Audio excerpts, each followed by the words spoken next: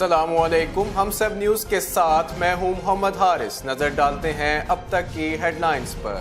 नवाज शरीफ की एक बार फिर अदलिया पर तनकीद, कहा मुझे सजा दी नहीं जा रही बल्कि दिलवाई जा रही है। नैब अदालत को पैगाम था कि नवाज शरीफ को हर हालत में सजा दी जाए। अदलिया ने दोहरा मेयार अपना रखा है, हमारे लिए अलग और दूसरों के लिए अलग ज़ाब्ते। अदालतों का दोहरा मेयार जल्द अंजाम को पहुंचेगा। इल्जामात करप्शन के, प्रोटोकॉल शाही खानदान जैसा। नवाज शरीफ आज भी 23 गाड़ियों के काफिले में अदालत पहुंचे। मरियम औरंगजेब कहती हैं 4 रेफरेंसेस और 6 महीने। नवाज शरीफ के केसेस में इतनी जल्दी क्यों? नवाज शरीफ के खिलाफ करप्शन का कोई सबूत नहीं मिला, अभी इल्जामात और सबूत ढूंढा जा रहा है।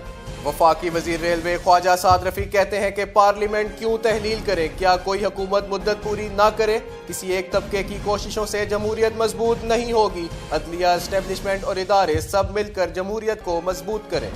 एहतसाब अदालत ने हसन नवाज और हुसैन नवाज को इश्तिहारी करार दे दिया। जायदाद के कुर्क करने का अमल भी शुरू। फेडरल जुडिशल एकेडमी इस्लामाबाद में मुल्क भर के डिस्ट्रिक्ट एंड सेशन जजेस की ट्रेनिंग वर्कशॉप। ट्रेनिंग में 4 सूबों समेत गिलगित बल्तिस्तान और आज़ाद कश्मीर के 24 जजेस शरीक हैं। एक हफ्ता जारी रहने वाली इस ट्रेनिंग वर्कशॉप में डिस्ट्रिक्ट एंड सेशन जजेस को management of session trial, appreciation of evidence पर ट्रेनिंग दी जाएगी। कंदील बलोच कत्ल केस को उलझाने की बजाय हल करने की कोशिश की जाए। मुफ्ती अब्दुल कवी की रिहाई के बाद पहली प्रेस कॉन्फ्रेंस। बलोचिस्तान में जिला तुर्बत के इलाके बलीदा से 15 अफराद की लाशें बरामद। तमाम अफराद को गोलियां मारकर कत्ल किया गया, लाशों की शनाख्त नहीं हो सकी।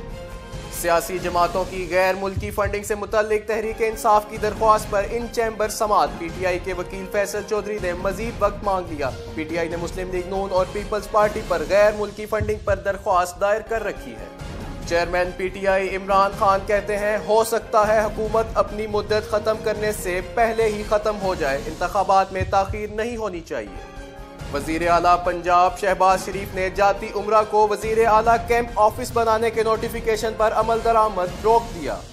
आयशा गुलालई कहती हैं अली अमीन गंडापुर को वडेरा बनने का शौक है, उनके डेरों पर मंशियात वालों के डेरे होते हैं, इनसे इलाके की पूरी इंतजामिया डरती है। 19 दिन हो गए इमरान खान ने लड़की की बेहुरमती पर एक लफ्ज नहीं कहा। रूसी सदर व्लादिमीर पुतिन ने अपने तुर्क हम मनसब तैयब एर्दोगान से मुलाकात के बाद प्रेस कॉन्फ्रेंस करते हुए कहा मॉस्को अंकारा के साथ मिलकर शाम के बहरान के लिए कोशिशें जारी रखेगा। तुर्क सदर तैयब एर्दोगान का कहना था कि तुर्क और रूस ने शाम के बहरान के सियासी हल पर इत्तफाक किया है। जिम्बाब्वे में सियासी कशीदगी उरूज पर। जिम्बाब्वे की फौज ने कौमी नशरियाती इदारे ZBC पर कब्जे के बाद एक बयान में कहा कि उन्होंने मुजरिमों को निशाना बनाने के लिए ये इकदाम उठाया है और सदर रॉबर्ट मुगाबे महफूज हैं।